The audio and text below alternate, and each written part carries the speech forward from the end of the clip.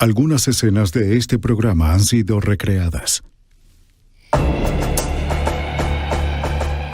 En 1982, un oficial de la patrulla de caminos de California detuvo a una joven por exceso de velocidad. La forzó a tener sexo con él y luego la mató. Después hizo uso de una década de experiencia policial para tratar de encubrir su crimen y convencer a los investigadores locales de su inocencia. ¿Pero se saldría con la suya? La evidencia se acumula, no tienen sospechosos evidentes. El centro de comercio es bombardeado. Ted Kaczynski es arrestado.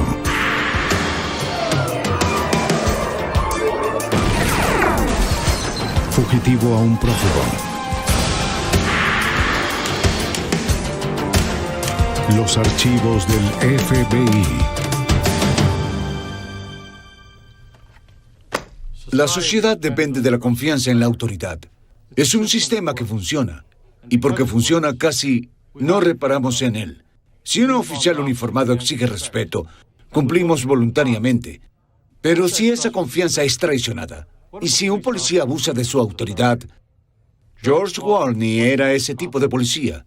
El oficial popular y condecorado de la patrulla de caminos de California cometió la máxima violación, un asesinato.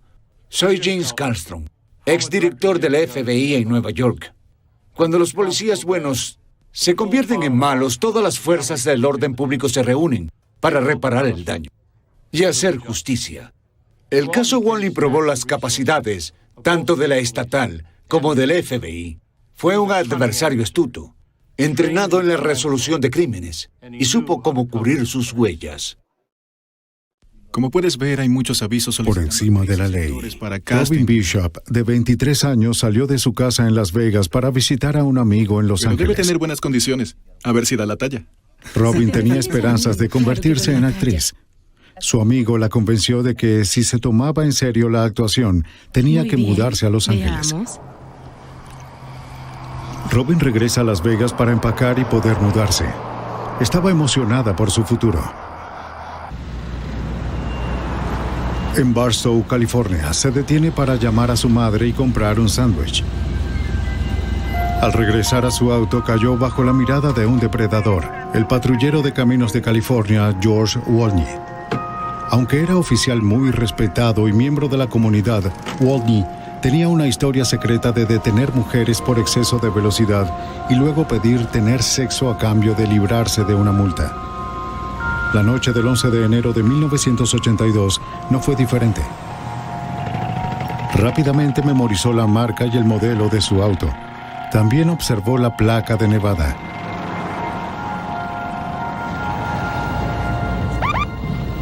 Luego, Wolny vio a un niño del vecindario que conocía y que podía usar como una coartada conveniente. Hola, Preston. ¿Te llevo a casa? Sí, gracias. Recogió a Preston Olsen y lo llevó a casa.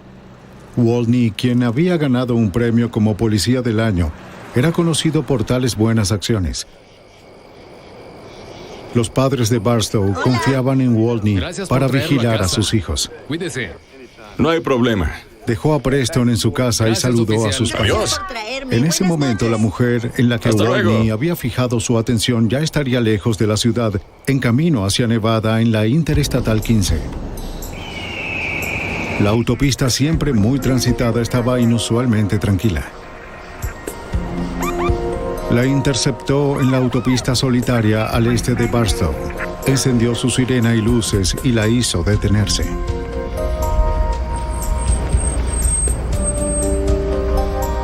Robin Bishop tenía varias multas por exceso de velocidad. De hecho, acababa de terminar un año de libertad condicional y había recibido una advertencia de que otra multa le costaría su licencia. Robin sabía que una licencia de conducir y un auto serían esenciales para una aspirante de actriz en Los Ángeles. Muy bien, veamos. ¿Tiene idea de lo rápido que iba? 100 kilómetros por hora. Algo más de lo normal. Voy a pedirle que me dé su licencia.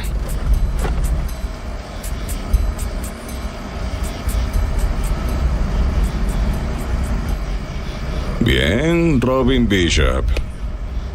Muy bien, Robin, voy a tener que pedirle que baje del vehículo y me siga la patrulla. Dejó sus llaves en el encendido y su bolso en el auto. Bien, baje con cuidado, acompáñeme. Quizás Robin se sorprendió de ser llevada a la patrulla, pero obedeció. Por desgracia, Wolney tenía en mente más que imponer Voy a una pedirle multa. que se dé vuelta para esposarla antes de ingresar a la patrulla. ¿Por alta velocidad? Sí, es la ley. ¿Cómo es posible? Wolney la apoyó contra la patrulla y la esposó.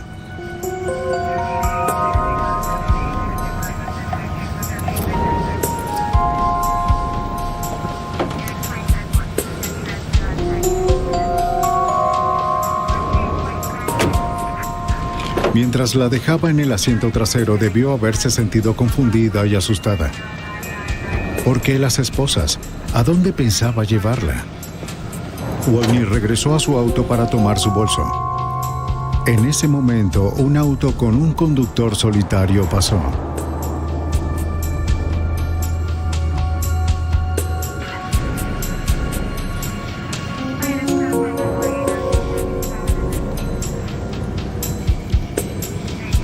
Wolney tomó el bolso, regresó a su auto y se alejó, dejando el de ella abandonado en la interestatal.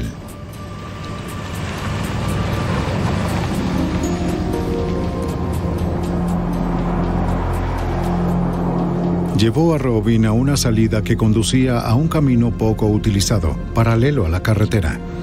Era un lugar donde solía tomar un descanso durante su turno de patrullaje. Un mirador apartado donde podía observar la autopista a unos 120 metros de distancia desde todas las direcciones. Allí, bajo amenaza de cárcel o pérdida de la licencia, Wolney violó a Robin Bishop.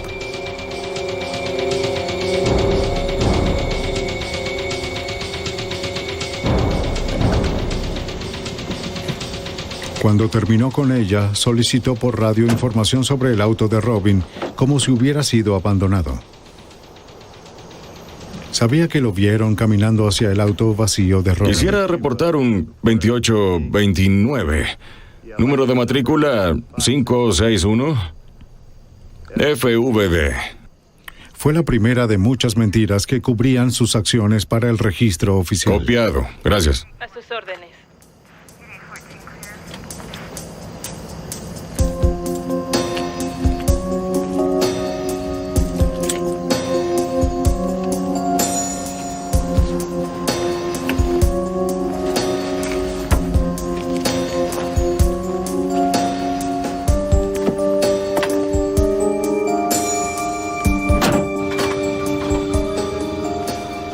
La llevó por la carretera de acceso paralelo hasta un punto en donde Robin podría caminar de vuelta a su auto.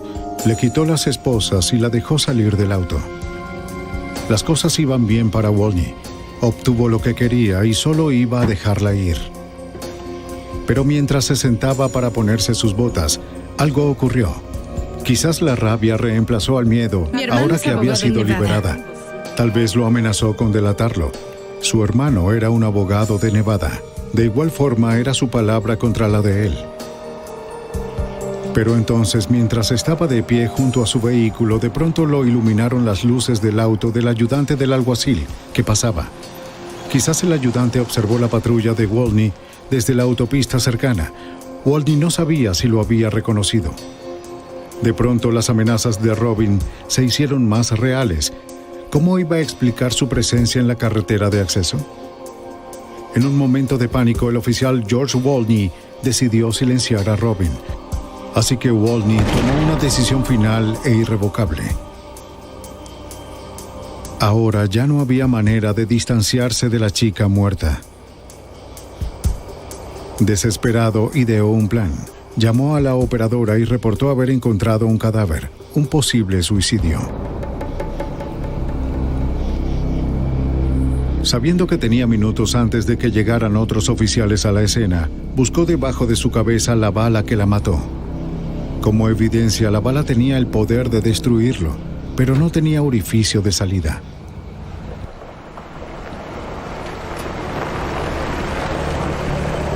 El detective de homicidios Milt Rose, del departamento del alguacil del condado de San Bernardino, fue enviado a investigar el cadáver que Walney había encontrado. Camino a la escena del crimen, la operadora le pidió que examinara el auto abandonado. Como el cuerpo fue encontrado a corta distancia de la carretera de acceso y era visible para los investigadores en la escena del crimen, la policía sospechaba que había una conexión entre el auto y el cuerpo. No vi ninguna señal obvia de avería, ni de falla mecánica. Las llantas estaban en buen estado. El vehículo estaba en marcha. Las llaves estaban dentro de él. ¿Por qué el vehículo se detuvo en ese lugar? En la escena del crimen, el oficial dijo que Walney estaba tranquilo y profesional. Describió cómo encontró a la víctima, revisó su pulso y buscó en su bolso alguna identificación. El registro de vehículos de Nevada y su licencia la identificaron como Robin Bishop, dueña del auto abandonado que él antes había reportado. Aunque el oficial Walney reportó un aparente suicidio, el detective Rose pronto descartó esa posibilidad. A la víctima le dispararon detrás de su cabeza a corta distancia. Luego la movieron un poco. A 10 centímetros de su cabeza había un charco de sangre en el suelo. Sin duda, esto era un homicidio. Las lluvias recientes ayudaron a que las marcas y pisadas de Walney y su patrulla fueran visibles en la tierra húmeda. En esta área de acá encontramos un par de pisadas que aparecieron al frente del vehículo. Recorrieron la parte delantera del vehículo y se alejaron en dirección hacia la zona media del vehículo. Recorrieron hasta esta zona de acá, donde se encuentra este arbusto, o en esta área en general, y ahí fue donde se encontró el cuerpo de Robin Bishop. Las otras pisadas que encontramos iban desde la puerta del conductor en la unidad de patrullaje hacia un área frente del vehículo y luego hacia el cuerpo de Robin, mirando hacia él en dirección este.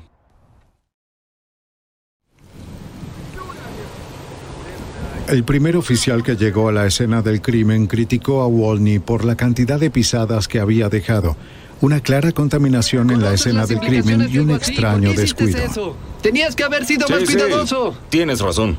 En un análisis más detallado observé lo que parecían ser marcas en sus muñecas. Las marcas eran conocidas para cualquier policía. 2 marcas delgadas en la parte superior de la muñeca y una más abajo, iguales a las causadas por las esposas.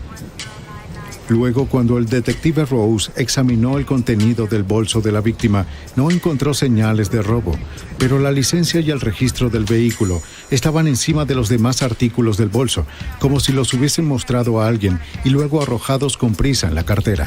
Eso me indicó que teníamos que revisar alguna clase de detención o si alguien en posición de autoridad quizá detuvo este vehículo. Para Rose, la evidencia señalaba la implicación de un policía o de alguien actuando como uno. Cada investigador en la escena del crimen era colega o amigo del oficial Walney. Que él estuviese conectado al crimen no fue siquiera considerado en aquel momento. Se llevó a cabo una autopsia. Los resultados confirmaron que el cuerpo fue movido un poco después de haberse hecho el disparo y que las marcas fueron hechas por las esposas. La pala mortal fue encontrada alojada en la mandíbula de Robin. Aunque era el calibre de un revólver común de policía, la marca no era de la munición estándar. La autopsia también mostró que mantuvo relaciones sexuales dentro de las 24 horas previas a su muerte, pero no mostró ninguno de los signos habituales de una violación forzada. Lo primero que teníamos que hacer era eliminar a las personas que estaban en la escena o en el área. Otros oficiales de patrulla, alguaciles, cualquiera que estuviese en esa área alrededor de ese tiempo. Teníamos que empezar a interrogar al oficial Walney, porque era el oficial Walney que la persona que encontró el cuerpo. La supervivencia de Walney dependía en estar un paso adelante en la investigación. Cuando terminó su turno esa noche, se esforzó por retirar el cañón del arma asesina. Era la única prueba concreta que podía implicarlo en el crimen de forma concluyente. Walney sabía que el cañón de su arma dejó marcas identificables en la bala que mató a Robin Bishop. A la mañana siguiente fue a una armería del lugar para pedir un nuevo cañón, que desorientaría una prueba de balística, pero no quedaba ningún cañón en existencia y tendrían que ordenar uno nuevo. Luego llevó su uniforme a la tintorería y la funda del arma al taller de reparación para teñirla y coserla de nuevo. Todo lo que quedaba era ganar tiempo hasta que llegara el cañón. Esa mañana en Barstow, Rose organizó una reunión con los departamentos de policía y del alguacil para discutir el caso. Pidió a todos los oficiales que estaban en servicio la noche anterior entregar sus armas para que las pruebas de balística pudieran eliminarlos como posibles sospechosos en el crimen. Wolny se aseguró de asistir. Durante la reunión se enteró de que la bala mortal había sido recuperada. Para el anochecer, Wolny era el único oficial que no había entregado el arma para la prueba.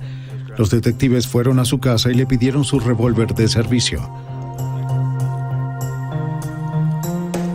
Momentos después, regresó con el arma incorrecta, la que usaba estando fuera de servicio. Así es, señor. El de servicio, sí. El capitán lo envió de vuelta por su revólver de servicio, pero regresó con las manos vacías. Fue robada. ¿Cómo que robada? Pues hubo un robo en el vecindario. Afirmó que su casa debió haber sido robada y el arma estaba desaparecida.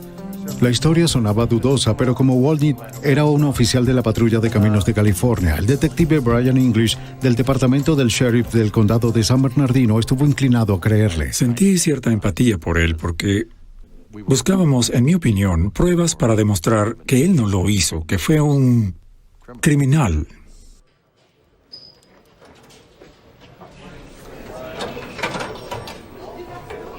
Wolny aceptó ir a la comisaría para un interrogatorio, pero primero los detectives revisaron su casillero en busca del arma perdida. No encontraron nada. Luego nos sentamos y comenzamos a hablar con el oficial Wolny y para él no parecía importante que su arma no estuviera, lo cual era muy significativo. Porque de haber estado en su posición me habría preocupado y a él parecía no importarle. Ya han pasado 2 días desde el crimen. El arma faltante y el extraño comportamiento de Wolny hizo imposible negar lo obvio. Wolny fue advertido de sus derechos constitucionales.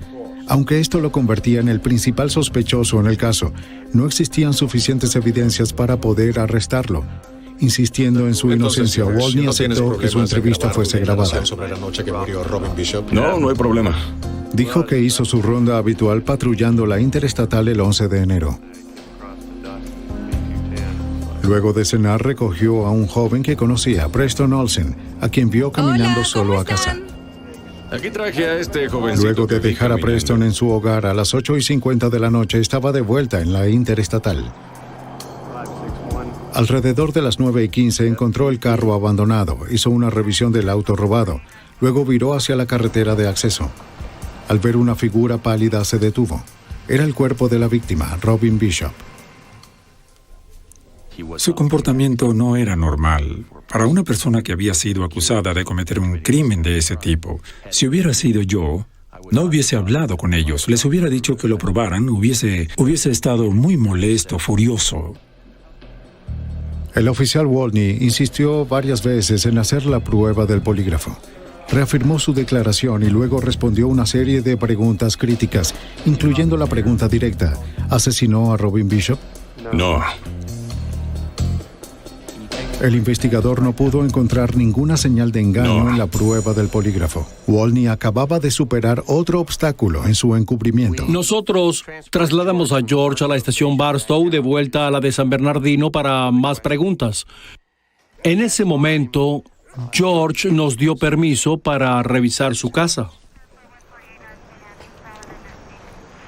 Los ayudantes del alguacil investigaron el alegato de Wolny de que su casa debió haber sido robada, pero no encontraron señales de entrada forzada.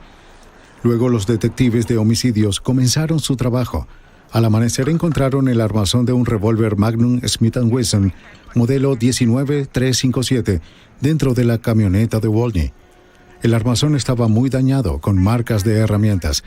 Parecía haber sido desmantelada por alguien que no sabía cómo separarla por partes. El cañón que habría sido usado para la comparación balística no estaba. Por lo tanto, no pudo verificarse alguna coincidencia. El armazón del arma estaba registrado a nombre de George Michael Wolny. Para los detectives había sido desmantelada por una sola razón. Wolny fue puesto bajo arresto. Pero la evidencia aún era circunstancial. Debía encontrarse una conexión entre el revólver y las herramientas usadas para desmantelarlo. Los detectives regresaron a la casa de Wolny para realizar otra búsqueda. Se recolectó evidencia, se encontraron herramientas de sujeción y un sujetador de tubos detrás del garaje, los cuales mostraban señales recientes de transferencia de metal. En el armario de la habitación, los detectives encontraron 5 cajas de balas con la insignia CHP. En cajas localizadas en rondas habituales de la policía se encontraron 27 balas de otro tipo, calibre .357 de punta redonda 158 fabricadas por Remington Arms, el mismo tipo de bala que mató a Robin Bishop.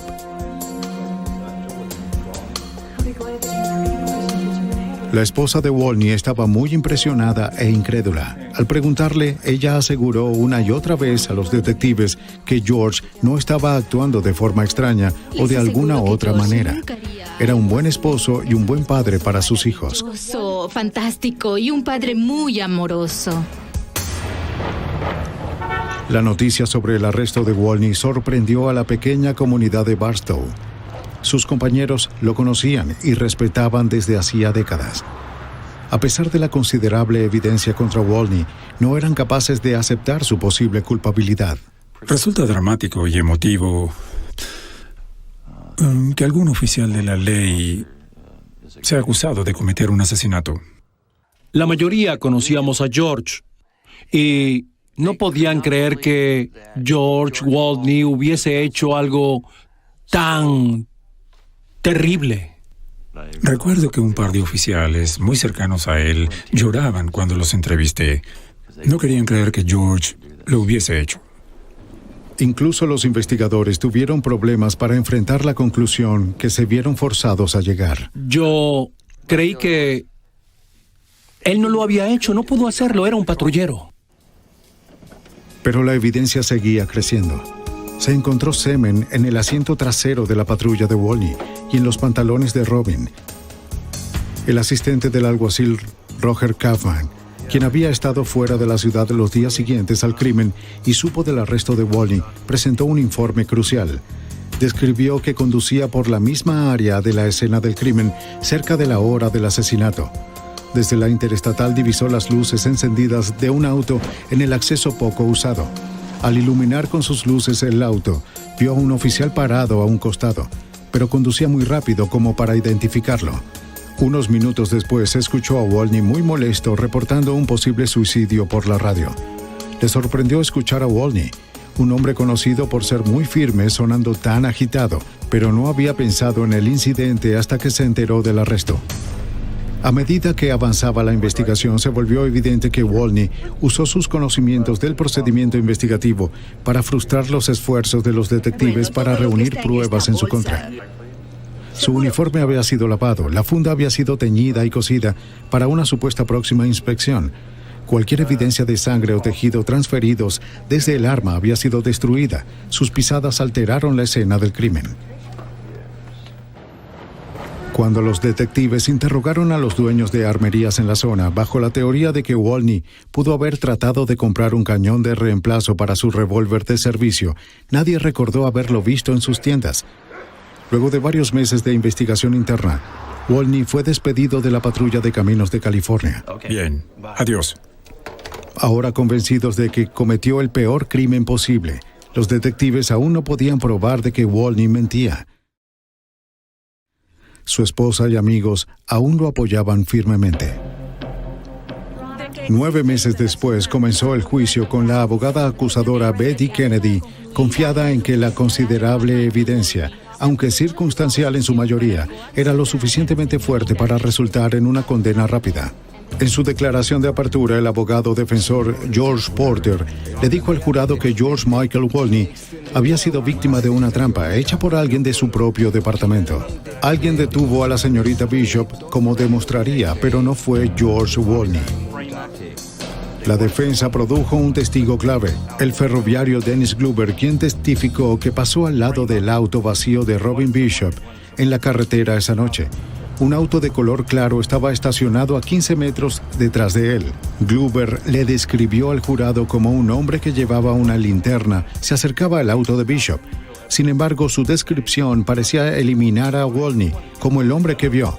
Porter sostuvo que debería considerarse a otro sospechoso.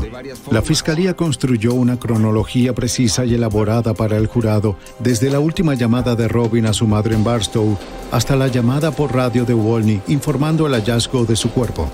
La cronología incluía todas las acciones conocidas de Wolny, así como la hora del asesinato.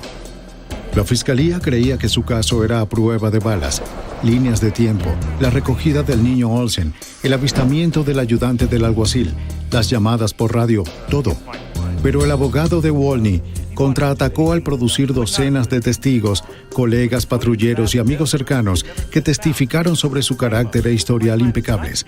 Usó la cronología para arrojar dudas sobre la serie de eventos. ¿Pudo tener Wolny tiempo suficiente, apenas 20 minutos, para hacer todo de lo que se le acusaba? Con facilidad, la defensa desafió el análisis científico de las muestras de semen del auto y de la víctima. La tecnología para usar el ADN en la corte aún estaba 6 años en el futuro. Además, Porter pudo poner en duda el análisis inconcluso de la fiscalía sobre las marcas de herramientas en el armazón y las encontradas en el auto y la casa de Wolny. Sin embargo, la fiscalía creía que las balas confiscadas y el arma desmantelada serían suficientes para convencer al jurado. La prueba fuerte que teníamos en este caso en particular era el armazón del revólver. ¿Cómo explicar el armazón? ¿Cómo explicar por qué estaba en el vehículo? ¿Por qué estaba desarmada? ¿Por qué faltaba el cañón, el cilindro, la empuñadura, el martillo, el gatillo? ¿Por qué? Wolny estaba preparado y ecuánime, presentando a la defensa el mejor testigo, él mismo. Tenía una respuesta para cada pregunta que le hacían. Y cada respuesta que tenía era factible y la táctica de defensa que presentaron fue arrojar un poco de duda en cada uno de los elementos de evidencia que presentamos. Eso fue lo que hizo. Y George hizo un excelente trabajo al atar todos los cabos sueltos cuando testificó. Al final, el testimonio de 50 testigos en 30 áreas de especialización y toda la evidencia acumulada no logró convencer al jurado. Luego de 4 días, se declaró un punto muerto, 8-4 a favor de la absolución. George Wolny era un hombre libre. Nada es, como algunos dicen, un golpe de suerte.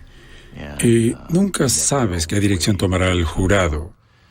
Nunca se sabe cuáles pruebas dejará entrar el juez y cuáles no. Así que, como no me había involucrado en las actividades diarias, me sorprendió que George no fuera declarado culpable. Hablamos con varios miembros del jurado y ellos pensaron que había una posibilidad de que George fuera el responsable, pero no podían creer que realmente lo hubiese hecho. Y si lo hizo, era un patrullero de caminos. Él trabajó duro, trabajó para la comunidad. Era respetado. En verdad, no pudimos hallarlo culpable.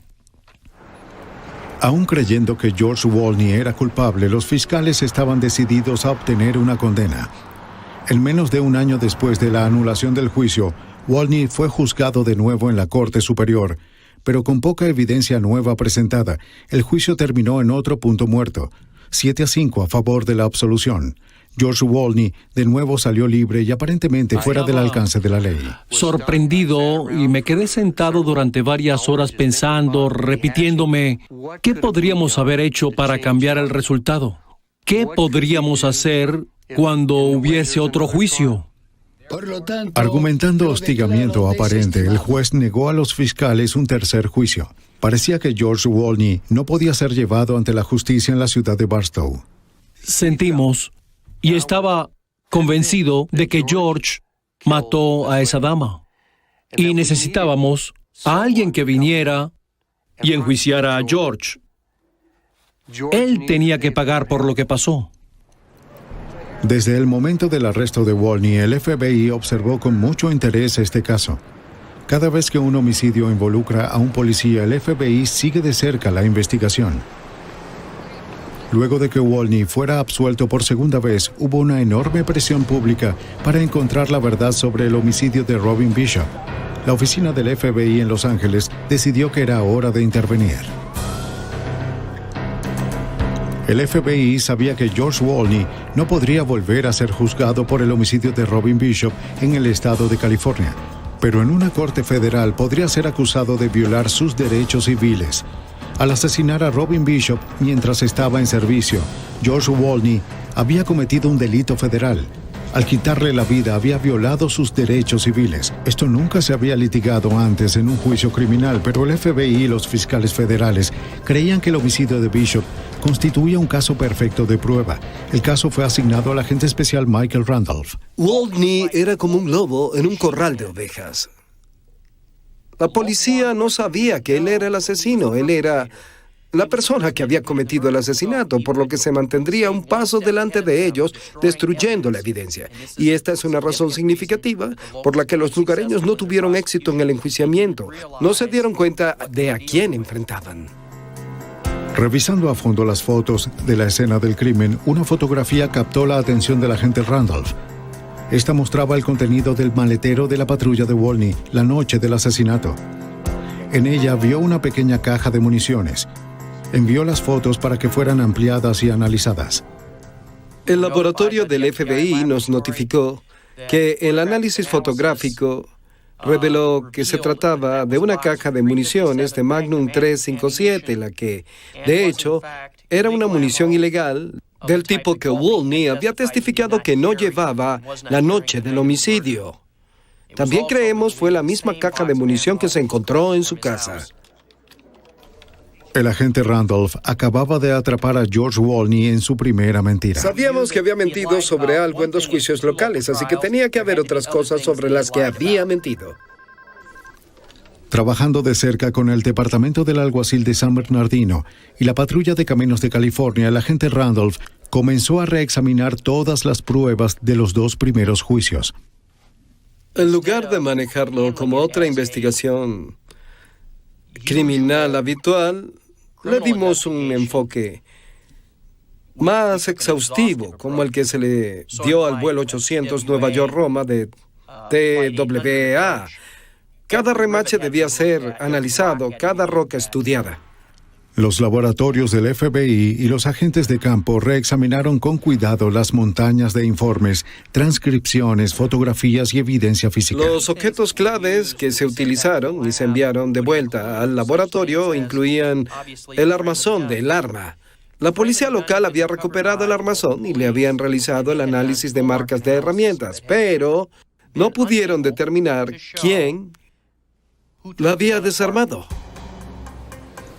El armazón del arma fue enviado de vuelta a la unidad de marcas de armas de los laboratorios del FBI en Washington. Único en el mundo, el laboratorio tiene una colección de más de 2,000 armas, desde la pistola de John Dillinger hasta el último modelo de rifle de asalto militar. Cada bala fabricada durante los últimos 50 años también está aquí. Puntas huecas y redondas, casquillo de acero calibre .22 a .50. Al igual que las armas, todas están aquí para comparación y pruebas. La sala de balística a prueba de ruidos permite disparos de comparación y recuperación de balas. Los microscopios comparativos permiten un análisis preciso de los cañones de las armas. Pero los activos más valiosos en el laboratorio son sus agentes, cuya larga experiencia en estos exámenes especializados los hacen invaluables en casos difíciles, como el asesinato cometido por Wolny. Jim Cardigan, de la Unidad de Armas de Fuego y Marcas de Herramientas del FBI, fue incorporado al caso para realizar un análisis de marca de herramientas del armazón y las 15 distintas herramientas de sujeción, incluyendo el sujetador de tubos encontrados en la casa de Wolny. Las herramientas de acero siempre dejan una marca distintiva y a menudo muy pequeña, luego de usarlas, una marca tan singular como una huella dactilar. El laboratorio de marcas de herramientas del FBI es uno de los mayores, más especializados y más sofisticados a nivel tecnológico del país. Desde el principio, Fue obvio que el sujeto que trabajó en esta arma de fuego sabía algo sobre ciencia forense, porque retiró varias piezas del arma que podrían ser útiles más adelante para un investigador forense. El agente Cadigan se enfocó en la tarea específica de asociar las marcas de herramientas del armazón con las marcas hechas por las 15 herramientas de sujeción encontradas en la casa de Wolny. La pregunta era, ¿pudo usarse una de estas herramientas para sostener el armazón del arma mientras se procedía a quitarle el cañón? Al observar el armazón, noté que cerca de donde estaba el agujero del pasador que bloquea el cañón, muy cerca de ese agujero, había una pequeña impresión de un 16avo de pulgada, casi como si se hubiera hecho con la punta de un pequeño destornillador justo debajo del agujero. Esta diminuta marca coincidía con una pequeña imperfección de una de las herramientas de Wolny. Al observar las herramientas que fueron entregadas por Wolny, noté que una de esas herramientas, una llave inglesa, tenía una estría rota y que estaba rota en la mitad, y además había un pequeño trozo de metal que quedó en esa estría, muy similar a la marca encontrada en el armazón. Utilizando esto como punto de inicio, comencé a hacer impresiones con esa herramienta. Y al comparar esas impresiones bajo un microscopio, las marcas de herramientas con las impresiones que había en el armazón, llegué a la conclusión de que esa herramienta en particular se utilizó para ceñir otra herramienta y hacer las marcas encontradas en el armazón. Además de las pruebas de marcas de herramientas, el laboratorio del FBI realizó pruebas a fondo en las balas encontradas en la casa de Wolny. La falta de un cañón en el arma de Wolny hizo imposible realizar una prueba de balística, un problema que perjudicó a la Fiscalía en los juicios estatales. Así que el laboratorio del FBI ideó una prueba que nunca había sido utilizada de manera forense, un nuevo uso radical de la tecnología nuclear en la ciencia forense. Cuando un fabricante de plomo como Remington Arms produce un lote, se desechan los restos, como al preparar un pastel. Esto hace que cada lote de plomo sea único. Luego, tomamos más de 200 cartuchos que la policía local había recolectado cuando investigaron a George Michael Wolny. Los enviamos al laboratorio, donde los hicieron radioactivos, obteniendo su peso molecular, que es su huella digital química.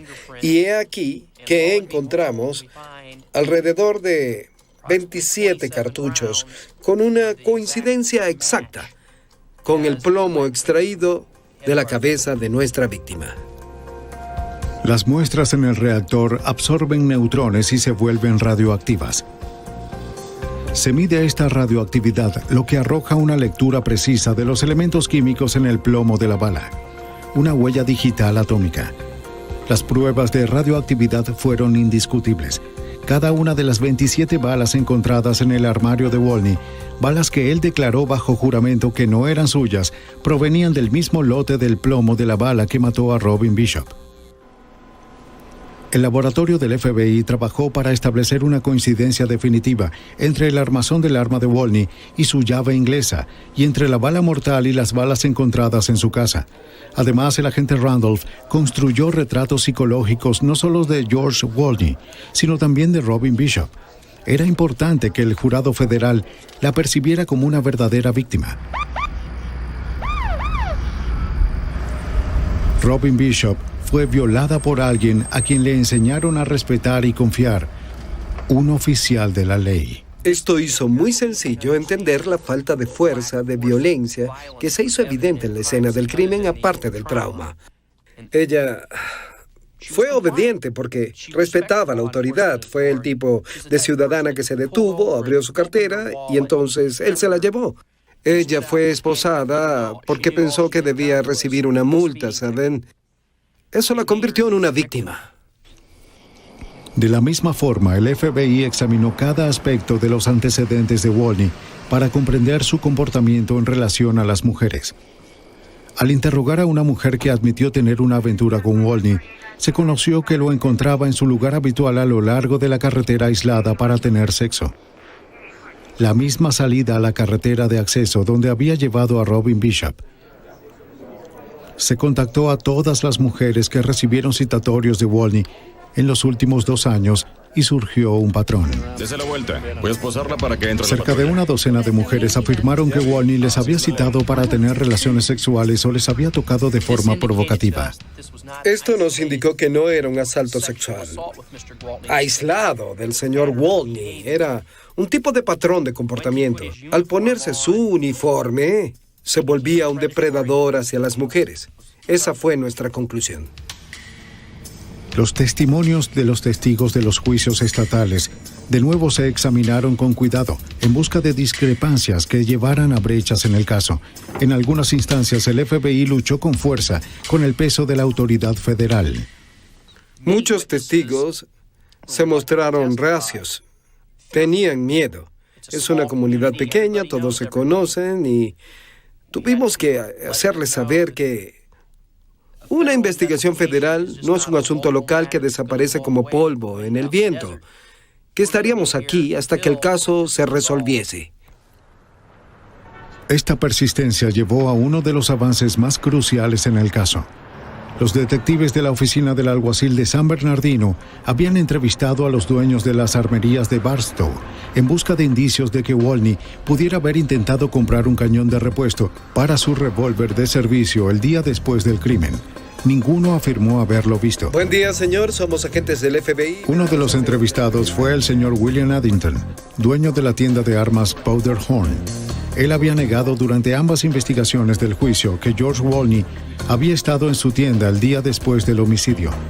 Pero las facturas telefónicas impresas de la tienda mostraron que Addington mentía. Nosotros encontramos registros que muestran que el día después del homicidio, al final de la tarde, después de la reunión a la que Wolny asistió, el señor Addington llamó por teléfono a una armería en Sacramento intentando ordenar un cañón para el tipo de arma que el señor Wolny llevaba, y a la que ahora, coincidencialmente, le faltaba el cañón.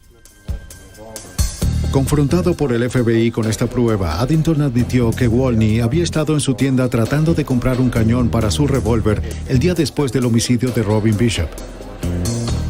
Addington les había mentido antes a los investigadores estatales en un esfuerzo para evitar involucrarse. Temiendo que mentirle al FBI fuera un delito, Addington confesó.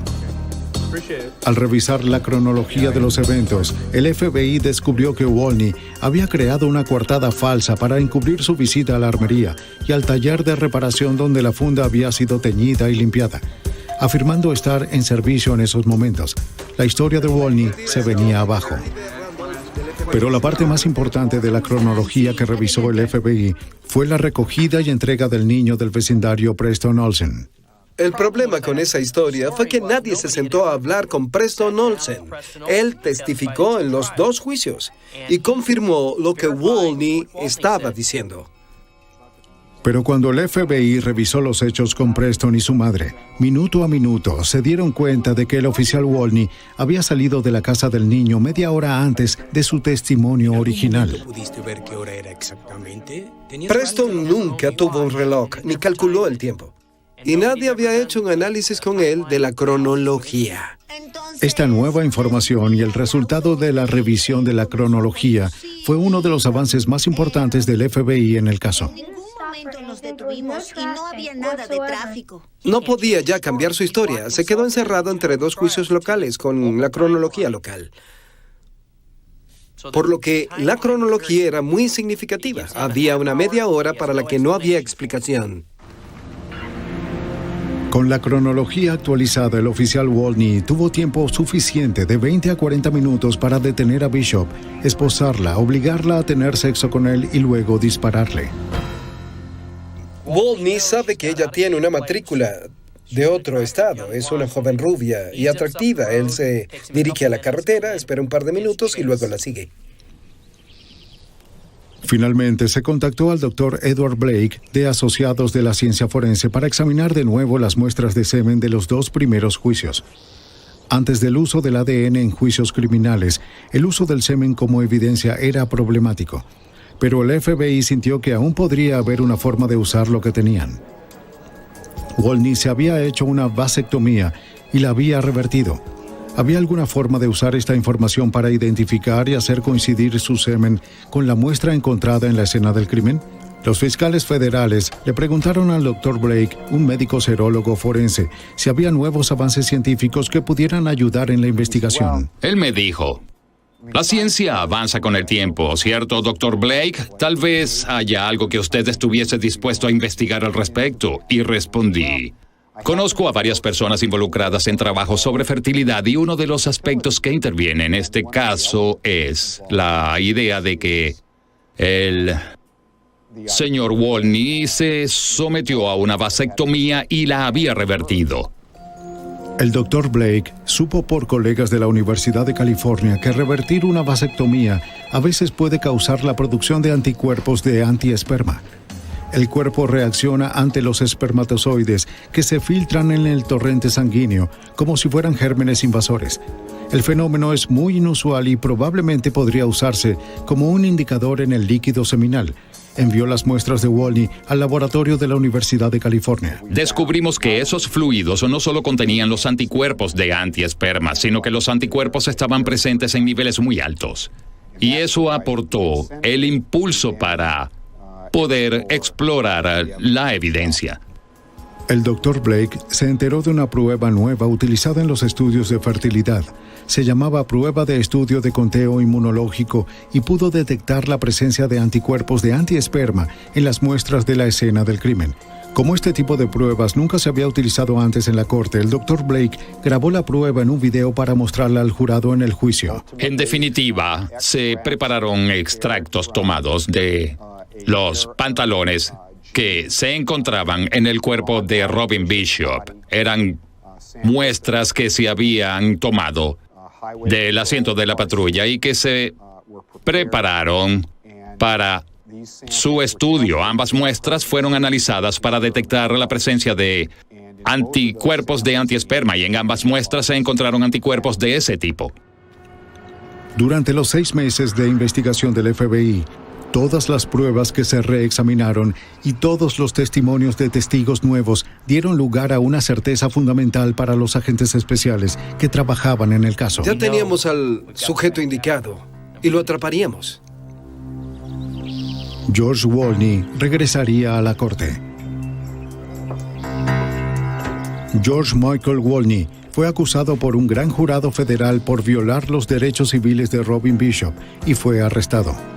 Fue el primer oficial de la ley de California en ser acusado bajo el Estatuto Federal de Derechos Civiles. De nuevo, él se declaró inocente. Pero por primera vez desde que comenzó la odisea, los padres de Robin Bishop tuvieron esperanzas de un resultado diferente. Esta vez, George Wolny se enfrentó a un tribunal federal y al FBI. Desde el comienzo quedó claro que el juicio federal no sería una repetición de los 2 primeros juicios. El juicio federal comenzó el 17 de enero de 1984 en la Corte del Distrito de los Estados Unidos en Los Ángeles. Carol Douglas fue la defensora pública de George Wolny y optó por que su cliente no testificara. Sabía que George Wolny estaba en serios problemas. Wolny sabía que estábamos derribando sus coartadas y también todas sus historias, que iba a tener que inventar una nueva historia. Ya nosotros lo teníamos acorralado y no tenía otra salida excepto la prisión, a donde lo enviaríamos. Todo es una trampa. A medida que el juicio avanzaba, el FBI desmanteló cada punto fuerte de la defensa anterior de Wolny. La fiscalía le informó al jurado que Wolny había marcado a Robin Bishop como a una presa la primera vez que la vio en el restaurante de comida rápida. Con el testimonio de las otras mujeres de las que había abusado, la imagen del oficial del año de Wolny se derrumbó. Después de dejar a Preston Olsen en su casa, detuvo a Bishop y le ordenó entrar en su patrulla. Ahora este nuevo testimonio le daba mucho tiempo. Siguiendo el patrón establecido, condujo a un lugar familiar y apartado y la forzó a un acuerdo sexual, corroborado por la mancha de semen en el asiento trasero de su patrulla. Mientras se sentaba para colocarse sus botas, las luces de la patrulla del oficial Kaufman iluminaron a Wolny, ubicándolo en la carretera de acceso con Robin Bishop lejos de su auto. Al no tener idea de quién lo había visto o de lo que habían visto, entró en pánico y asesinó a Robin Bishop. Luego, casi sin aliento, informó a la operadora sobre un posible suicidio. Las fotos de la autopsia y de la escena del crimen mostraron que él no había movido la cabeza para verificar el pulso. El movimiento fue muy pronunciado.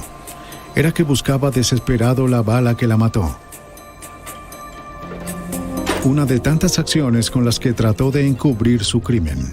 Esa noche, Wolny retiró con fuerza el cañón del arma homicida, lo que dejó las marcas microscópicas como huellas dactilares que hicieron coincidir el armazón con las herramientas de Wolny. Pero quizás la mayor condena en el tribunal fue el estudio controversial sobre el conteo inmunológico, la cinta de video de las muestras encontradas en los pantalones de Robin y en el asiento del auto mostró pequeñas gotas uniéndose al esperma. Lo que podía verse en estas cintas de video, correspondientes a las muestras en cuestión, es que las que contenían el anticuerpo antiesperma estaban en la etapa final del análisis. Los espermatozoides vivos se observaban nadando a través del medio con las gotas unidas a ellos, lo que indicaba que los anticuerpos estaban presentes en ambas muestras. El juez solo le permitió al Dr. Blake indicar el porcentaje de resultados de sus pruebas. Él testificó que el tipo de sangre de Wolny lo colocaba en el 12% de la población. De ese porcentaje, solo el 5% de ellos daría positivo para la presencia de anticuerpos antiesperma. Menos del 1% de la población podría haber tenido relaciones sexuales con Robin Bishop esa noche.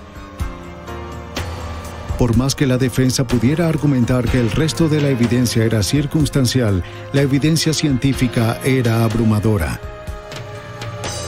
El veredicto fue anunciado con rapidez. Cuando entró el jurado a la sala, ninguno lo miró, así que fue evidente que tenían un veredicto de culpable. En lo que me concierne, me complació mucho que George sufriera las consecuencias de sus acciones y que la muerte de Robin Bishop no se haya quedado sin investigar. Fue un caso, y será un caso, que nunca será olvidado. Se aprovechó de una persona vulnerable. El juez le dio a George Wolny la peor sentencia posible, un máximo de 90 años de prisión federal y un mínimo de 30 años antes de ser elegible para libertad condicional.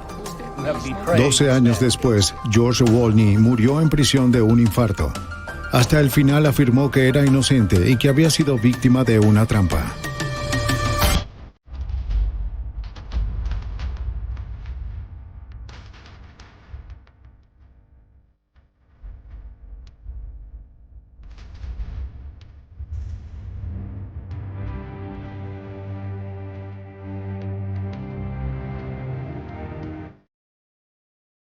Algunas escenas de este programa han sido recreadas. En la mañana del 3 de marzo de 1993, en Silver Spring, Maryland, Vivian Rice se detuvo en la casa de su hermana de camino al trabajo. Pero esa mañana algo no estaba bien. Ambas puertas del garaje se encontraban abiertas y la minivan de su hermana no estaba. Dentro de la casa, Vivian descubriría un salvaje triple homicidio, ejecutado por uno de los asesinos más despiadados y astutos que hubiera desafiado al FBI. La evidencia se acumula, no tienen sospechosos evidentes. El centro de comercio es bombardeado. Ted Kaczynski es arrestado. Fugitivo a un prófugo.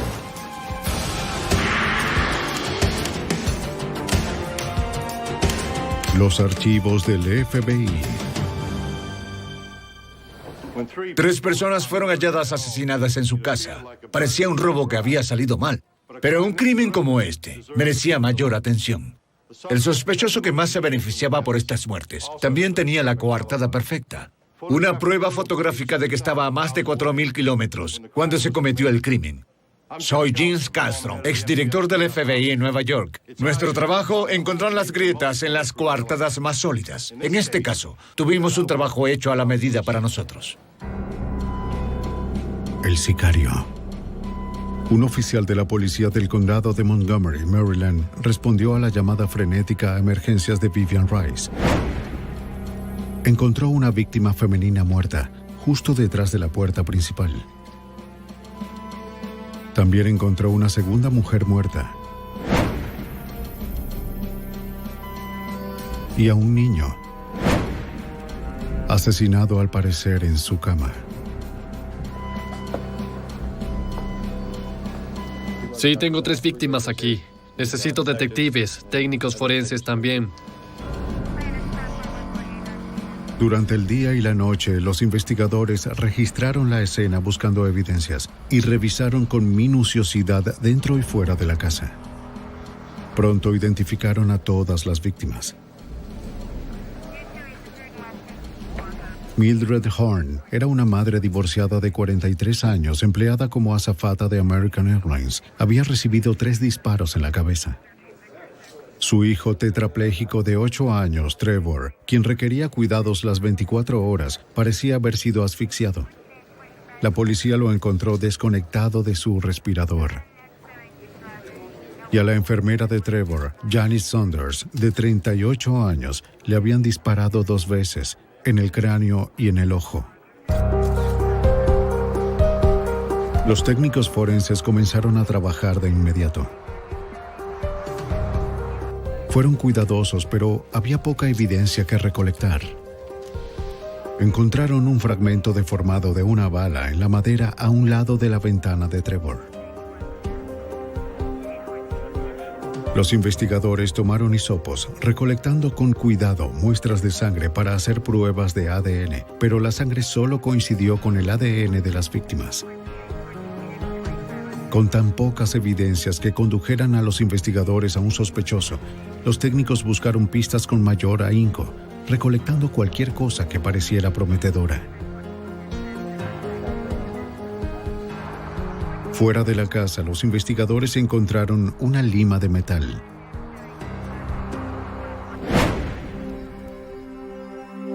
La policía fue minuciosa, pero el asesino había sido meticuloso.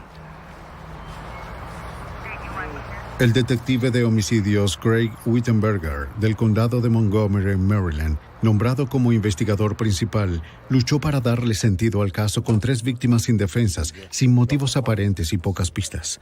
Había algunas cosas que nos parecieron extrañas. Creo que siempre desde el principio de la propia investigación dentro de la casa, en el área del vestíbulo, había un armario cuyos objetos habían sido arrojados, habían esparcido todo por el closet, por el suelo. Encontramos un bolso que luego supimos que había sido de Millie.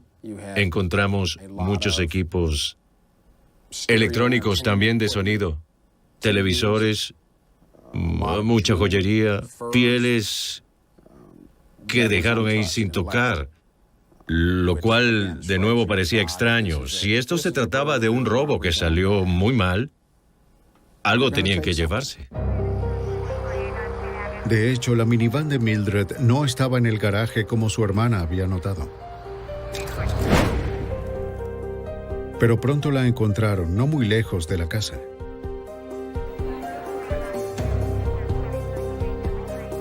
Algunas de las tarjetas de crédito de Mildred también estaban perdidas, pero un trotador las encontró al día siguiente a un costado de la vía.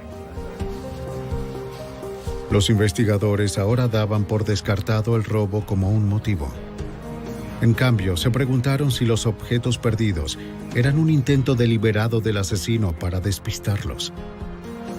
La escena tenía todas las características de una ejecución profesional bien planificada. A un lado. En cuanto a un sospechoso en la escena del crimen, Vivian dijo que el ex esposo de Mildred, Lawrence Horn, tal vez era el responsable. Le suplicó que lo investigaran.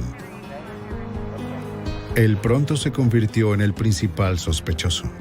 Todos los miembros de la familia estaban dándonos esta información que seguía apuntando a Lawrence Horn. Se basaba en la relación tormentosa.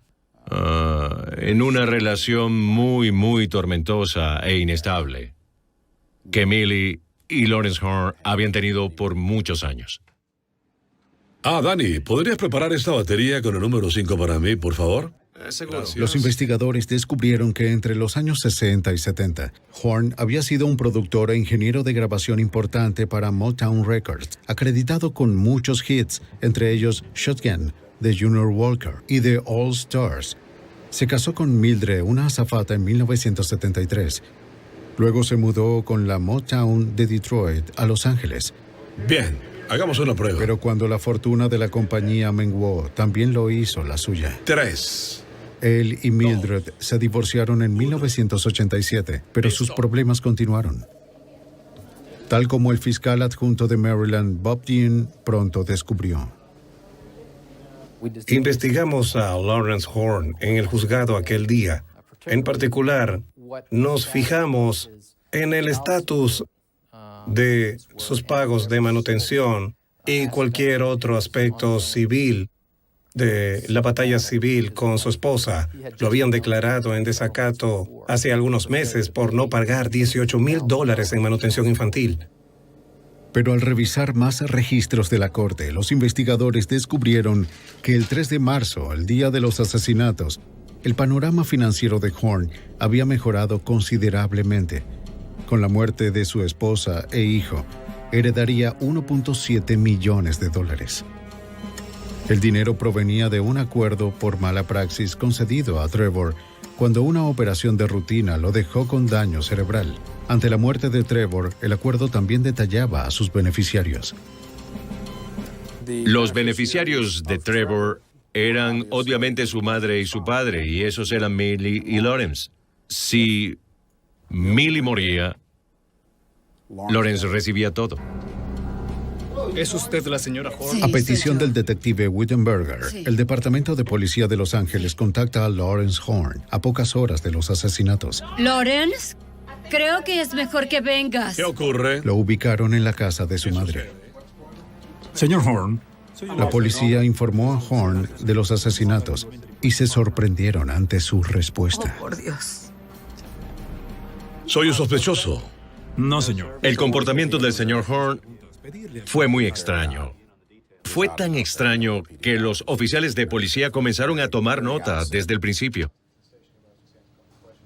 No solo estaba renuente a cooperar y quería un abogado, sino que, en esencia, sus únicas preguntas eran consultas sobre si era un sospechoso en esto.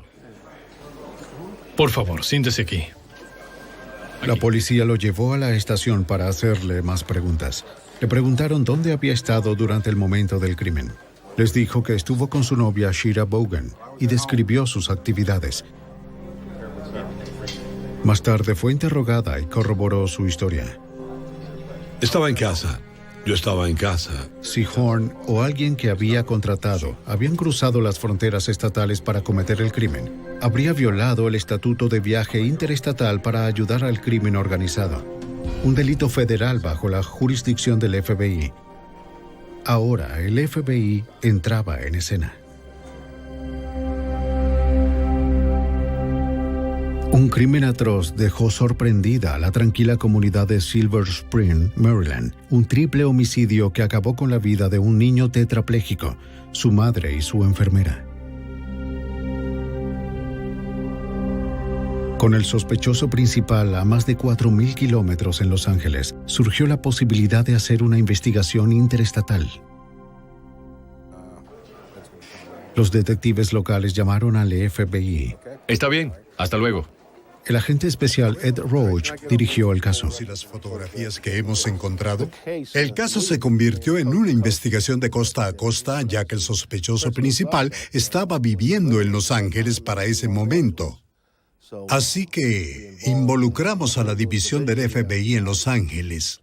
Quizás podríamos ayudar más adelante en la investigación por medio de evaluaciones de perfiles en cuántico o con ayuda del laboratorio del FBI. Desesperados por encontrar más pistas, los investigadores enviaron un equipo canino al sitio donde se encontraron las tarjetas de crédito de Mildred Horn. El equipo pronto recuperó una pieza de metal oxidada muy corroída, pero claramente la parte de un arma. Wittenberger envió la pieza al laboratorio del FBI para un análisis. Los investigadores determinaron que la pieza era el mecanismo disparador de un rifle AR-7. Un arma que se desarma fácilmente en piezas pequeñas para su transporte o para deshacerse de ella, lo cual parecía ser justo lo que el asesino había hecho. También había dado otro paso para distanciarse a sí mismo del arma. Había taladrado el número de serie. A menudo un investigador entrenado puede restituir estos números, pero este asesino los había eliminado por completo.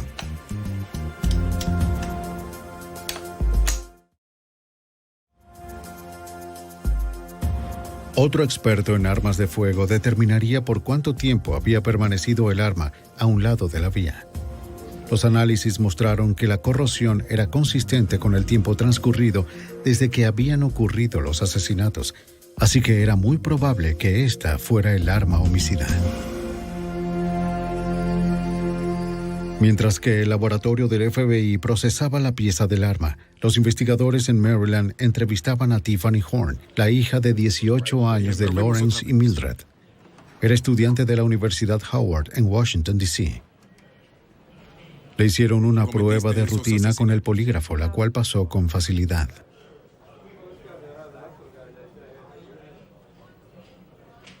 ¿Cometiste esos asesinatos? No. Más tarde ese día, Tiffany conversó con el detective Wittenberger y le reveló 3 pistas claves. La primera era algo que había sucedido en el verano de 1992. Su padre la había llamado pidiéndole que filmara el exterior de la casa de su madre, junto con la habitación de Trevor. La idea era tan extraña que solo grabó a Trevor y a su enfermera, con Trevor en su cama conectado a un respirador. Tiffany le dio la cinta a su padre. Ahora Wittenberger y el FBI se preguntaban si Horn quería que alguien supiera cómo era la fachada de la casa. Luego, el 1 de marzo, 2 días antes de los asesinatos, Horn la llamó de nuevo. Quería saber dónde estaría su hija menor Tamiel en los próximos días.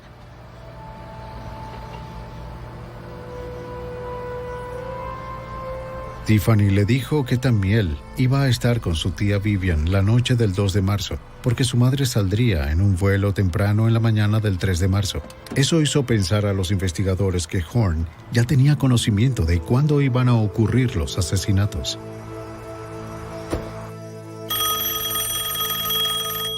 Tiffany compartió otro incidente revelador ese día. A eso de las 2:30 de la madrugada, el día de los asesinatos, había llamado a su madre por equivocación.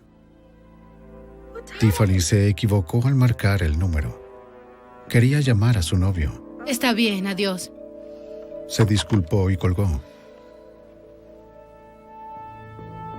La hora de la llamada ayudaría a los investigadores a estimar la hora de los asesinatos, junto con otra observación. Las enfermeras de tiempo completo hacían un registro cada hora en un libro cerca de la cama. Basado en ello, la llamada de las 2:30, los apuntes a las 2 en el registro de la enfermera, la ausencia de anotaciones a las 3 y los hallazgos de la autopsia, nosotros estimamos que el momento de la muerte había sido entre las 2 y las 3 de la madrugada. El 11 de marzo, cerca de una semana después de los asesinatos, Wittenberger y su compañero viajaron a Los Ángeles. Con el apoyo del Departamento de Policía de Los Ángeles, llegaron con una orden de registro del apartamento de Horn por una causa probable.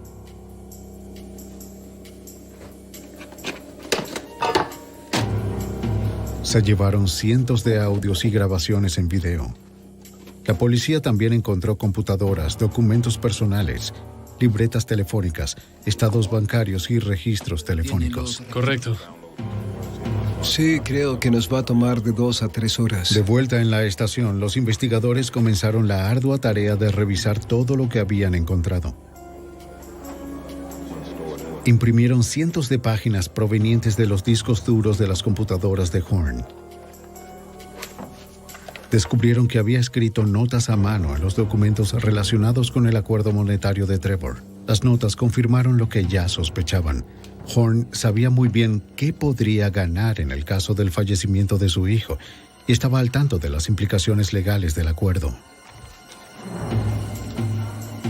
Los investigadores también encontraron un mapa que fue revelador. Era un dibujo hecho a mano que mostraba el vecindario de Mildred Horn. Las calles estaban trazadas y etiquetadas. Una X y sus iniciales marcaban su casa. ¿Había dirigido Horn a un extraño para encontrarla? ¿Quizás un sicario? Entre los cientos de horas de grabaciones que fueron recolectadas y proyectadas, un video casero sobresalió. Horn se había grabado a sí mismo frente a su televisor, el cual mostraba la guía de programación del cable.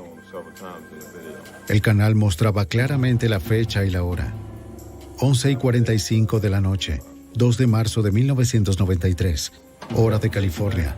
2:45 de la madrugada, 3 de marzo, hora de Maryland. Era justo la fecha y hora de los asesinatos. Los investigadores rápidamente lo etiquetaron como cinta de coartada, ya que parecía haber sido creada para dicho propósito. Ahora Wittenberger y el FBI parecían tener pistas importantes, pero seguían lejos de arrestar a la mente maestra de este crimen despiadado. Y como ven, este día parece que no... Cuando los investigadores registraron el apartamento del sospechoso principal del homicidio triple en Los Ángeles, descubrieron una grabación sospechosa. Entre ellos la catalogaron como la cinta de coartada, pero pronto descubrirían una grabación que era aún más incriminatoria. Un extracto de 22 segundos procedente de las docenas de grabaciones de audio. Era de una conversación entre Horn y un hombre desconocido. Hablaban en código, pero su significado era claro.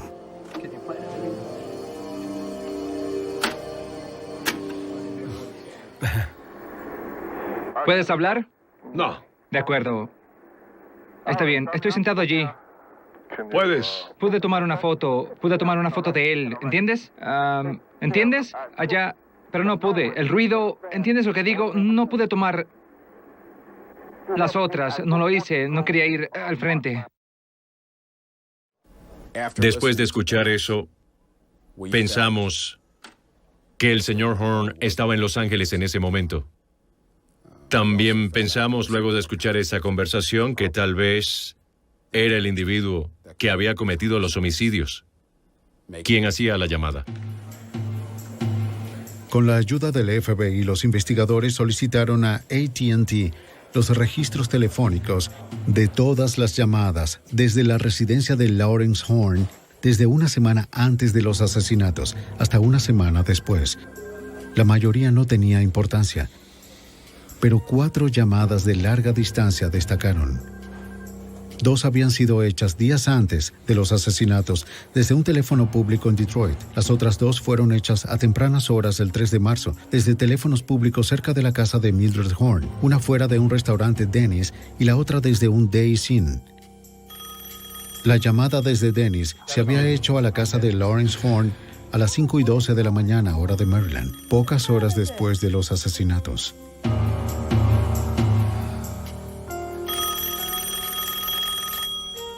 ¿Fue la conversación en código de 22 segundos? Sí. ¿Y quién había hecho la llamada? Sí, de acuerdo. Miren esto. Los investigadores invirtieron horas analizando docenas de solicitudes de registro de moteles cercanos. Una revisión de los hoteles y moteles en el área, en un radio de varios kilómetros alrededor de la escena del crimen, tuvo como resultado un individuo que se registró a eso de la medianoche, el día en que fueron cometidos los asesinatos, con una licencia de conducir de James Edward Perry. James Edward Perry parecía ser un sospechoso prometedor.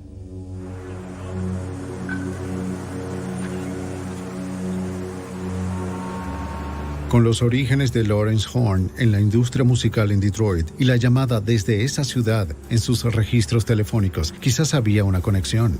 Una revisión de antecedentes reveló que Perry había estado en prisión durante 10 años por dispararle a un agente estatal de Michigan, luego de haber intentado robar un banco a principios de los 70. Ahora era un ministro.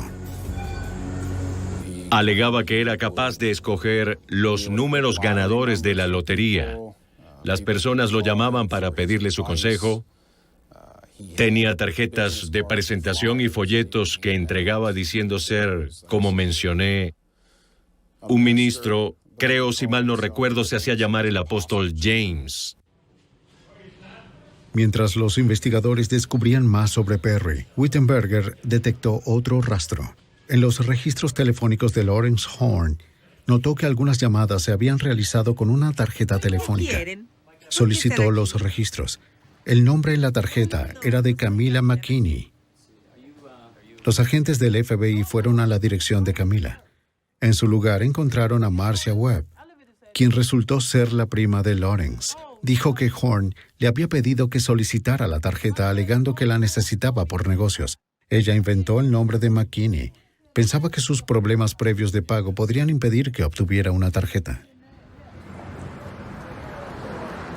Los registros de la tarjeta telefónica revelaron una compleja red de llamadas telefónicas. Comenzaron casi un año antes de los asesinatos y continuaron varios meses después. Examinamos los registros para la cuenta de esa tarjeta telefónica y observamos que habían hecho numerosas llamadas entre 1992 y 1993 desde teléfonos públicos en Los Ángeles. Teléfonos públicos que pudimos marcar en un mapa de la calle. En principio, dentro de una distancia a pie desde la casa de Lawrence Horn, dirigidas a la casa de James Perry en Detroit.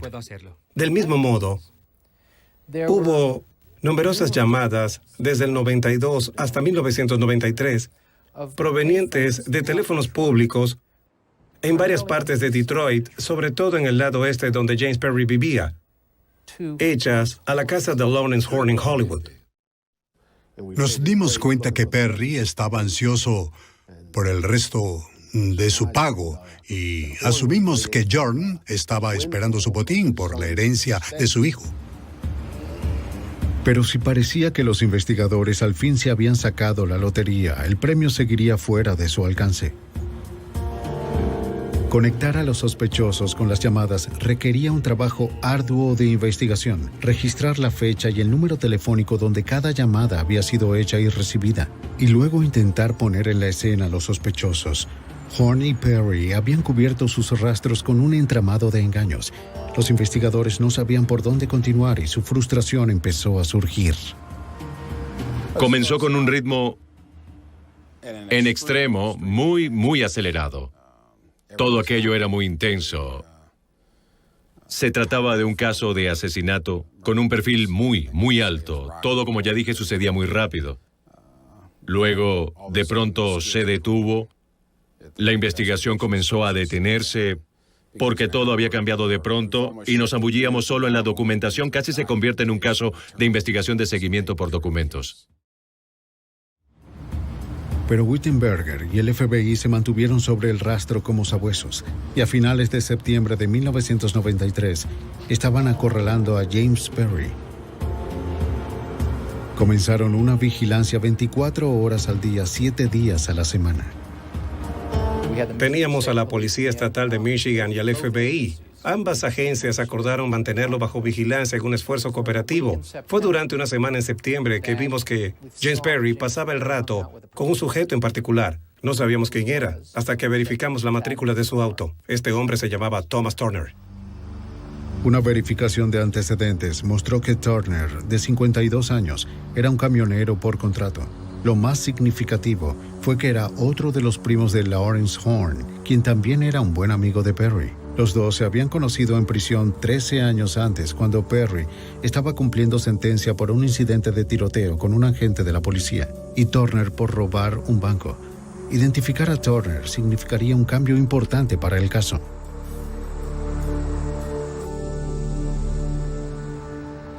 Pero por ahora, los investigadores esperaban algo más inmediato. Wittenberger y un agente hicieron gestiones para intervenir los teléfonos. Le hicieron una visita a Perry pensando que él contactaría a Horn y comenzaría a hablar.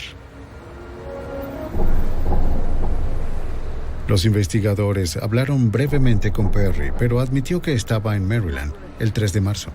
aunque dijo que era por negocios y que no sabía nada sobre los asesinatos.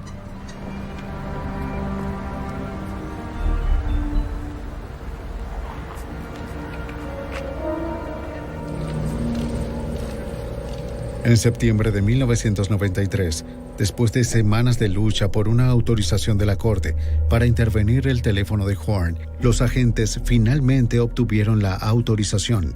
El agente especial Roach fue clave para obtener la autorización. Esperábamos oír una conversación incriminatoria entre James Edward Perry y Lawrence Jordan. Esperábamos que dijeran algo como: quiero el resto de mi dinero. Hice el asunto. El pago inicial no es suficiente. Me prometiste esto y lo otro. Solo obtuve esto y ahora quiero el resto de mi dinero. O quizás serás el siguiente. Algo así habría sido estupendo. Pero Horn y Perry eran muy astutos para dejar que algo se les escapara. Para mediados de noviembre, con la investigación a toda máquina, dejaron de hablarse por completo. A pesar de meses con progresos lentos pero firmes, Horn y Perry seguían un paso adelante de la ley.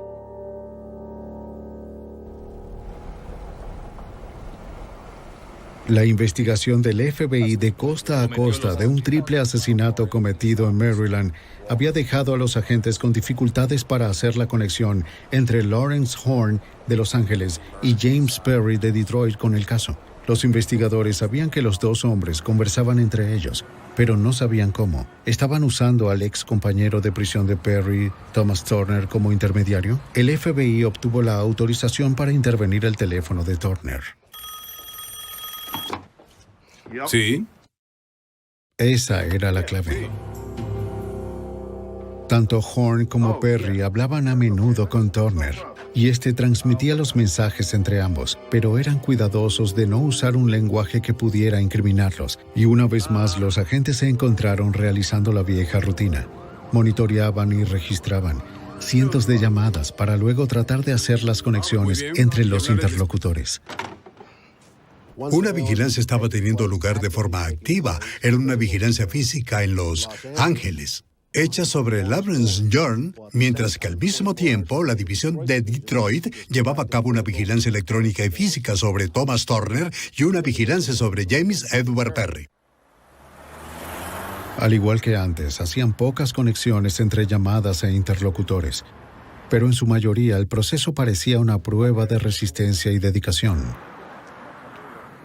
Horn y Perry estaban desafiando su paciencia. Luego, cerca del Día de Acción de Gracias, después de 3 meses agotadores, los investigadores obtuvieron lo que buscaban. Perry se estaba preparando para mudarse. Los agentes obtuvieron una orden federal para registrar su residencia antes de que se fuera. Era una misión peligrosa. Perry le había disparado a un policía de Michigan y era conocido por poseer armas de alto calibre. Un equipo SWAT del FBI hizo la entrada. Wittenberger y su compañero los siguieron. Levantaron a Perry y a su novia de la cama atrapándolos desprevenidos y desarmados.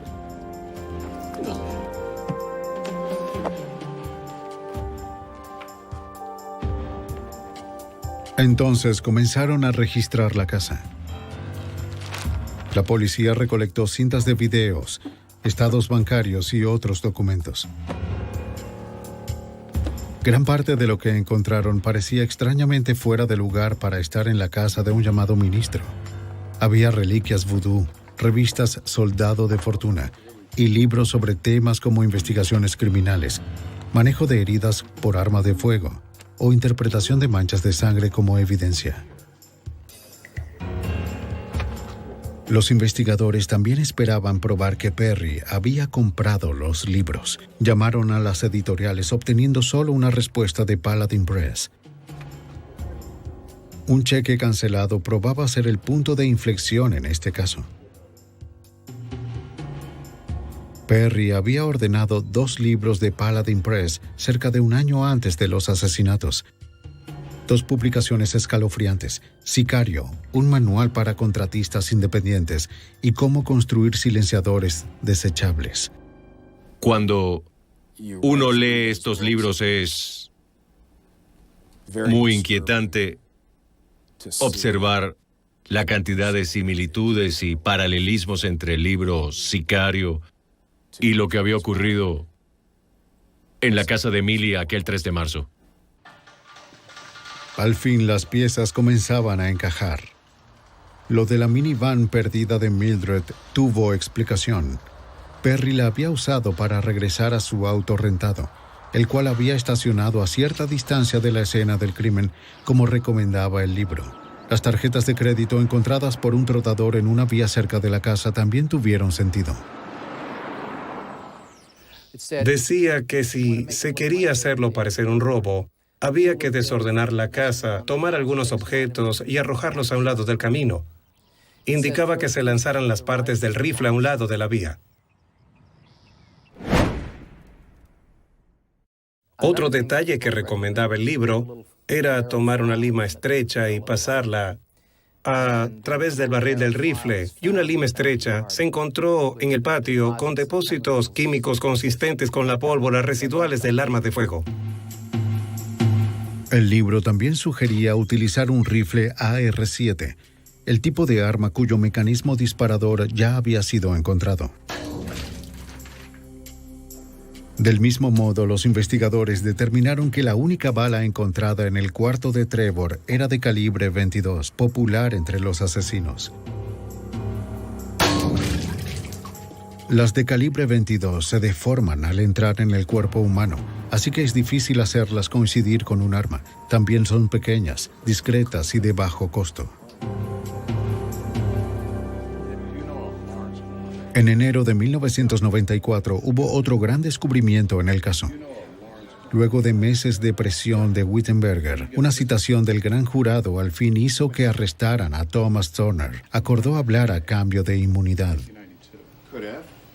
En una declaración ante un juzgado en Maryland, Turner indicó que su primo Lawrence Horn lo había visitado en mayo de 1992, 5 meses antes de los asesinatos. Aunque Turner no lo había visto en 20 años, Horn de inmediato se quejó de problemas con su ex esposa Mildred. Turner le dio el nombre de James Perry. Eso era todo lo que Turner dijo, aunque Wittenberger creía que sabía mucho más. Por suerte, con eso bastaba. En ese momento, debido a lo que sabían de Thomas Turner y lo que habíamos descubierto del libro Sicario y las intervenciones telefónicas, sentimos que estábamos en una posición para establecer una conspiración, para saber que James Perry había, en efecto, llevado a cabo los asesinatos. Ese verano, Wittenberger arremetió. El 19 de julio de 1994, arrestó a Horn en su departamento de Los Ángeles, sin incidentes. Wittenberger lo interrogó durante 45 minutos en la estación de policía, pero Horn se negó a hablar del crimen. El mismo día, los agentes del FBI en Detroit estaban esperando que un juez firmara las órdenes para arrestar a Perry. Mientras tanto, llevaron a cabo una vigilancia visible. La táctica está hecha para presionar a un sospechoso mientras se aseguran de que no escape. No nos importaba si él los veía o no. No queríamos que fuera una vigilancia conflictiva hasta que las órdenes estuvieran firmadas.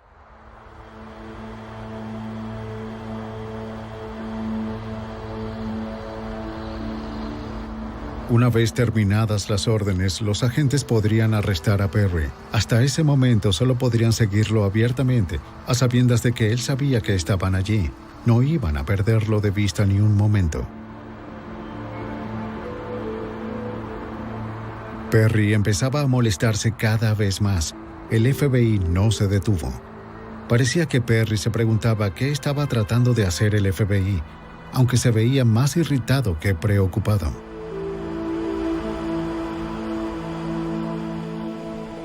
Se fue conduciendo a plena vista de los agentes. No sabían hacia dónde se dirigía, pero lo siguieron de todos modos. Sí, está bien. Vigílalo. Bueno, sigámoslo de cerca. Se detuvo para recoger un amigo. Mira. Un hombre desconocido para los agentes. ¿Quién es él?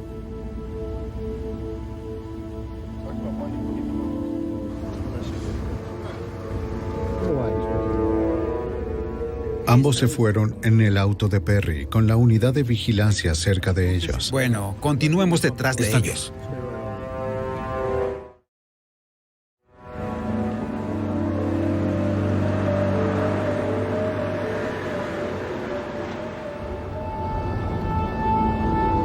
Luego, incrédulos, los agentes se preguntaban hacia dónde se dirigía Perry. Después de solo una hora, el seguimiento constante hizo enojar tanto a Perry que decidió presentar una queja. Increíblemente, llevó su queja directo a la oficina de campo del FBI en Detroit. El momento elegido por Perry no podía ser mejor. Él y su amigo llegaron a la oficina justo cuando los agentes del FBI esperaban la respuesta final sobre su orden de arresto. Oye, esto es una mala idea. ¡Ahora! Es una mala idea. Quiero ver a un agente ahora mismo. Perry exigió ver a un agente y lo atendieron con rapidez. Un empleado llamó al agente especial Roach. Yo no me voy a calmar. Bien, háganlo pasar. Vamos, hágase a un lado, por favor. Bien, ¿en qué puedo ayudarlo? Mientras los agentes lo registraban buscando armas, Perry confrontó a Roach, queriendo saber si los agentes iban a arrestarlo o si solo planeaban acosarlo. Aprecio mucho su ayuda, señor. En minutos, esperábamos una llamada telefónica del condado de Montgomery para decirnos que las órdenes habían sido firmadas. ¿Qué haces, amigo? ¿Qué haces? Y que había sido acusado por 3 asesinatos y que de hecho estaba bajo arresto. Está bajo arresto. Pero ahora, aún con ambos hombres bajo custodia, faltaba una pregunta. Si Perry había sido el sicario, ¿cómo le había pagado Horn por el crimen? Después de meses de una persecución incesante de investigadores locales y del FBI, los escurridizos Horn y Perry estaban finalmente bajo custodia. Pero aún quedaba una pregunta inquietante. ¿Cómo le había pagado Horn a Perry por el crimen? La respuesta llegó 2 meses después, solo como resultado de un trabajo aún más arduo de investigación. A medida que corroborábamos los resultados de la revisión en la casa de James Perry, notamos esta fotografía que en esencia mostraba varias cintas de cassette que James Perry tenía. Ese era el propósito de la fotografía. Pero debajo de uno de los objetos vimos una tarjeta de Western Union. Obtuvimos varios registros de Western Union que nos mostraban que había, sin duda, un número de transacciones desde Los Ángeles para la novia de James Perry, Pauline McGee. La persona que hacía los envíos era George Bernard Shaw. Ahora teníamos otra área para investigar por otros meses. Luego de más indagaciones, Dean descubrió que un hombre llamado George Bernard Shaw había muerto en julio de 1992 en un accidente automovilístico en Los Ángeles. Cuando Dean revisó el LA Times publicado el día de la muerte de Shaw, descubrió la conexión con el sujeto, aunque no fue en su obituario. Vimos en la portada que Mary Wells había muerto. Y para aquellos de nuestra generación, fue una gran estrella Motown. En la página del obituario había una gran historia sobre la muerte de Mary Wells en Los Ángeles. En la esquina inferior derecha había una lista de otras personas que también habían fallecido. Uno era un hombre llamado George Bernard Shaw, sin información sobre él, solo el nombre del cementerio. Lawrence Horn había usado el nombre de este hombre común fallecido como la fachada de sus pagos, los cuales habían sido realizados con el dinero que Horn había ahorrado. Casi 2 años después del crimen, los investigadores ya tenían armado el rompecabezas. Había sido un asesinato a sueldo, frío y premeditado, que tomó más de 1 año planificar. James Perry había seguido las instrucciones del libro Sicario casi al pie de la letra. Perry compró un rifle AR-7 y taladró el número de serie como sugería el libro. Construyó un silenciador desechable. siguiendo las indicaciones del libro. Cortó las partes con cuidado y las ensambló. También empacó un bolso con insumos, un traje marrón de mecánico para poder caminar por el vecindario de Mildred, luciendo como un técnico y guantes de látex para así no dejar huellas. En los meses previos al crimen, él y Horn conversaron a menudo, discutiendo cada detalle. A petición de Perry, Horn le envió un mapa del vecindario de Mildred y un video de la habitación de Trevor. Horn había escogido una fecha para cuando también estuviera fuera de la casa, su única muestra de misericordia en este crimen inhumano. En el día pautado, Perry condujo un auto rentado por Turner desde Detroit. Se registró en un motel cerca de la casa de Mildred en Maryland. Perry pagó con efectivo, como recomendaba el libro, esperando que el motel no le solicitara una identificación. Lo siento, necesito una identificación. Estoy pagando en efectivo. Señor, necesito ver una... Pero se la pidieron. Sin la fotocopia de su licencia de conducir, la policía podría no haber descifrado el caso. No podíamos creer que hiciera algo tan tonto, que lo había ubicado en Silver Spring, Maryland, en la fecha y momento de los asesinatos. Entonces condujo su auto rentado hasta un centro comercial cerca de la casa de Mildred y caminó desde allí, siguiendo el mapa dibujado a mano por Horn.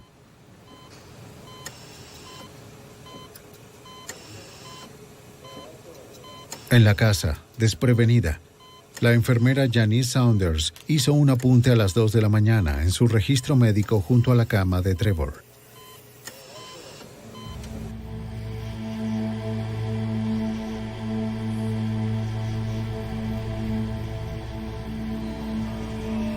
Perry se acercó a las puertas francesas detrás de la casa como estaba planeado.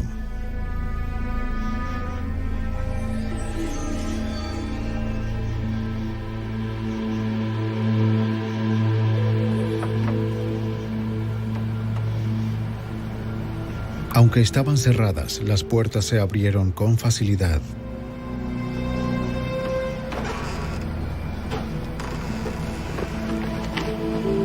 Entró apenas haciendo ruido.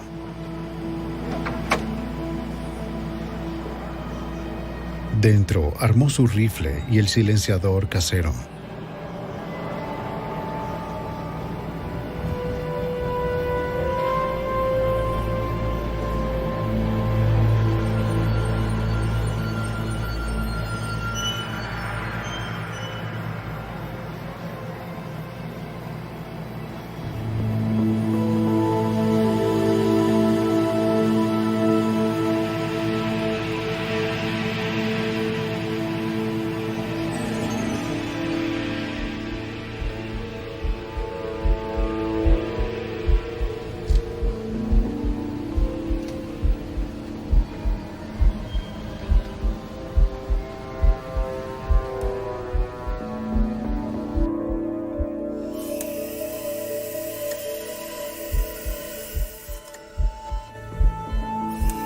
Probablemente tomó a Saunders por sorpresa.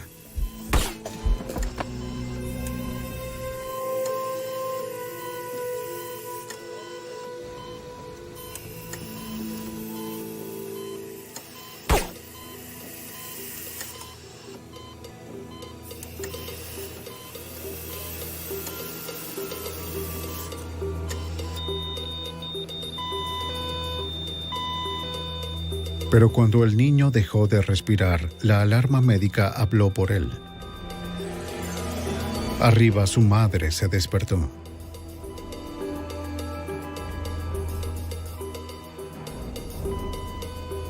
Mildred Horn bajó las escaleras para investigar. Allí también se encontró al asesino. Perry le disparó 3 veces a Mildred en la cabeza.